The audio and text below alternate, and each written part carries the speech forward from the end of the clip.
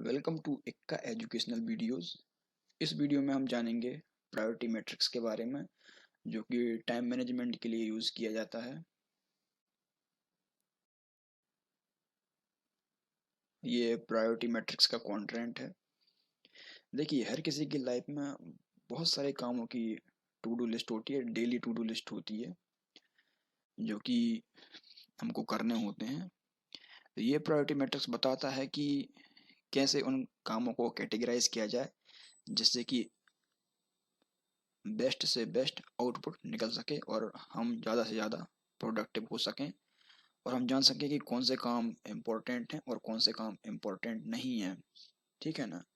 आप इस कॉन्टेंट में देख सकते हो कि चार बॉक्स हैं। पहले बॉक्स में लिखा डू इट नाउ, दूसरे बॉक्स में लिखा प्लान इट, तीसरे बॉक्स में लिखा डेलीगेट और चौथे बॉक्स में लिखा ड्रॉप इट। आप ऊपर देख सकते हैं, वहाँ लिखा अर्जेंट, उसी के बाजू में लिखा नॉट अर्जेंट, और आप लेफ्ट साइड देख सकते हैं, वहाँ लिखा इम्पोर्टेंट और उसके नीचे लिखा नॉट इम्पोर्टेंट। और हम आगे जानेंगे कि इसको कैसे कैटेगराइज किया जाता है, इसको कैसे सेट किया जाता है। ये ब्लैंक क्वाड्रेंट है, इसी में हम जानेंगे कैसे सेट किया जाता है। मान लीजिए कि आपकी डेली शेड्यूल में बहुत सारे कामों की लिस्ट है, तो आप उसको कैसे कैटेगराइज करेंगे। अगर कोई काम अर्जेंट है और इम्पोर्टेंट भी है, मतलब बहुत इम्पोर्टेंट है, तो डू इट नाउ, उसको आप ही कीजिए और जल्द से जल्द कीजिए। ठीक है। अब दूसरे बॉक्स के बारे में जानेंगे हम। अगर कोई काम अर्जेंट नहीं है पर इम्पोर्टेंट है, ऐसे कामों को आप प्लान कर सकते हैं आगे के आवर्स के लिए या आगे के दिनों के लिए। ठीक है ना, ऐसे कामों को प्लान इट।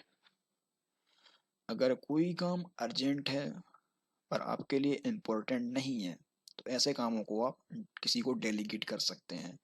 देखिए, कईयों की मतलब कई बार ऐसा होता है कि डेली शेड्यूल में ऐसे बहुत से काम होते हैं जो हम ना भी करें, किसी और से करवा लें तो चल जाएगा। तो ऐसे कामों को हमको इस बॉक्स में रखना है, डेलीगेट बॉक्स में।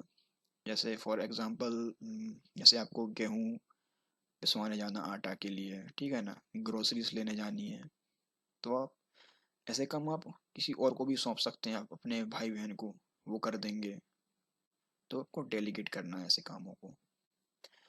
और फिर हम जानेंगे कुछ काम ऐसे रहते हैं जो अर्जेंट नहीं होते और इम्पोर्टेंट भी नहीं होते, तो ऐसे कामों को आप ड्रॉप कर सकते हैं। ठीक है ना। आगे की हम स्लाइड में हम जानेंगे कि इसको कैसे सेट करना है विद एग्जांपल्स। वहाँ पे मैं अपना खुद का एग्जांपल दूंगा, जो मेरा डेली शेड्यूल था, टू डू लिस्ट, उसका एग्जांपल। देखिए, यहाँ पे फिर से एक कॉन्ट्रेंट है। मान लीजिए कोई काम अर्जेंट है और इम्पोर्टेंट भी है, तो डू इट नाउ ऐसे कामों को पहले करना है। तो मैंने पहले सेट किया था प्रिपरेशन फॉर एग्जाम, क्योंकि मेरे एग्जाम आने वाले हैं, तो ऐसे का मतलब एग्जाम को अर्जेंट भी है और इम्पोर्टेंट भी, इसलिए मैंने उसको डू इट नाउ में लिखा है। और मुझे मनी ट्रांसफ़र भी करना था अपने रिलेटिव को, तो जो कि अर्जेंट भी था इम्पोर्टेंट भी था, इसलिए मैंने उसको डू इट नाउ में लिखा। और मुझे कॉलेज का एक असाइनमेंट भी पूरा करना था, जो कि अर्जेंट भी था और इम्पोर्टेंट भी था, इसलिए उसको मैंने डू इट नाउ में लिखा है। अब हम देखते हैं प्लैनेट सेक्शन के बारे में। कुछ काम ऐसे होते हैं जो अर्जेंट नहीं होते पर इम्पोर्टेंट होते हैं, उसको हमको प्लैनेट सेक्शन में लिखना है। जैसे कि मुझे अपने फ्रेंड से मिलना था, जो कि अर्जेंट तो नहीं है लेकिन इम्पोर्टेंट था, तो इसको मैं बाद के आवर्स के लिए या फिर कल के लिए इसको मैं प्लान कर सकता हूँ। ठीक है। जैसे एक और एग्जांपल है bike repairing. Bike repairing urgent तो नहीं है लेकिन इम्पोर्टेंट है, तो उसको मैं कल या परसों के लिए प्लान कर सकता हूँ। ऐसे एक और एग्जांपल हेयर कट का है। अर्जेंट तो नहीं है हेयर कट कराना, लेकिन इम्पोर्टेंट है, इसको भी मैं कल के लिए या फिर मतलब आज ही शाम को कर सकता हूँ। ठीक है, सबसे लास्ट में ऐसे मैं इसको प्लान कर सकता हूँ आज के लिए, मतलब लास्ट में, मतलब आज शाम को या फिर कल, ऐसे इसको कर सकता हूँ मैं। यहाँ पे एक और है, यूडेमी कोर्सेस अर्जेंट नहीं है लेकिन इम्पोर्टेंट है, क्योंकि यूडेमी कोर्स का एक्सेस बहुत टाइम तक रहता है, तो मैं इसको बाद में भी देख सकता हूँ, तो इसको मैं बाद में प्लान कर सकता हूँ देखने का। अब हम जानेंगे डेलीगेट सेक्शन के बारे में। कुछ काम ऐसे रहते हैं जो अर्जेंट होते हैं लेकिन आपके लिए इम्पोर्टेंट नहीं होते।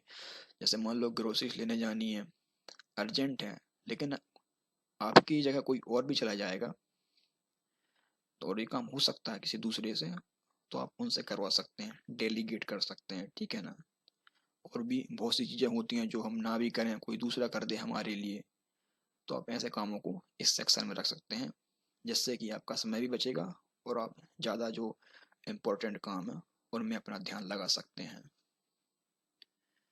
अब हम नेक्स्ट सेक्शन के बारे में देखेंगे। कुछ काम ऐसे रहते हैं जो अर्जेंट नहीं रहते हैं और इम्पोर्टेंट भी नहीं रहते, ऐसे कामों को आप ड्रॉप इट सेक्शन में लिख सकते हैं। जैसे कि यहाँ पे मैंने लिखा वेबिनार के बारे में, before and after effect of कोविड-19, क्योंकि मैंने ऐसे बहुत सारे वेबिनार्स अटेंड किए हैं, तो मैं ये वाला नहीं करूँगा, इसलिए मैंने इसको यहाँ पे लिखा है। मैंने एक और लिखा था वॉच अ मूवी, जो कि अर्जेंट नहीं है और इम्पोर्टेंट भी नहीं है, तो इसको मैं ड्रॉप कर दूंगा, ठीक है। अब हम आगे देखेंगे, इसी चीज़ को हम और भी आसान तरीके से दूसरे मतलब जो क्वाड्रेंट है उसमें देख सकते हैं, जो कि बहुत आसान है। मैंने उसको मतलब और भी इजी करके लिख दिया है। आप चाहो तो वैसे भी उसको सेट कर सकते हो, आप चाहें तो इसको फॉलो कर सकते हैं या पहले वाले को फॉलो कर सकते हैं, जो आपको अच्छा लगे।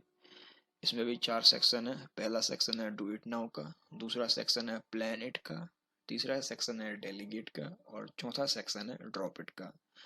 अगर कोई काम अर्जेंट है और इम्पोर्टेंट भी है तो आपको डू इट नाउ वाले सेक्शन में लिखना है, और कोई काम अर्जेंट नहीं है पर इम्पोर्टेंट है, ऐसे कामों की आप बाद में प्लानिंग कर सकते हैं, तो आप ऐसे कामों को इस वाले सेक्शन में लिख सकते हैं।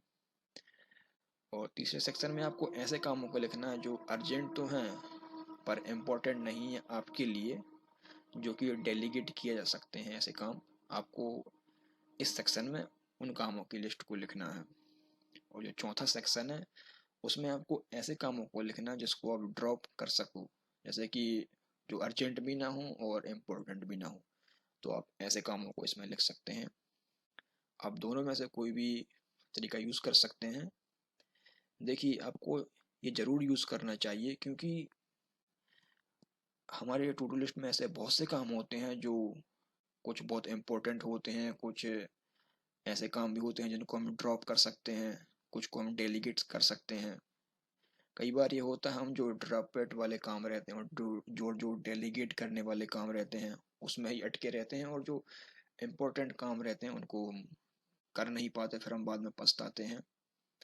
तो ये ज़रूरी है कि अपने टू डू लिस्ट को कैटेगराइज करें और ऐसे कामों पर अपना ज़्यादा फोकस करें जो कि इम्पोर्टेंट है। ये टाइम मैनेजमेंट का सबसे बेस्ट तरीका है, आप इसको अपनी डेली लाइफ में यूज़ कर सकते हैं। आप इस चैनल को सब्सक्राइब कर लीजिए, क्योंकि आने वाले समय में ऐसी और भी वीडियोस आएंगी जो कि सेल्फ हेल्प और एजुकेशन से रिलेटेड होंगी, जो कि आपके लिए बहुत काम आएंगी।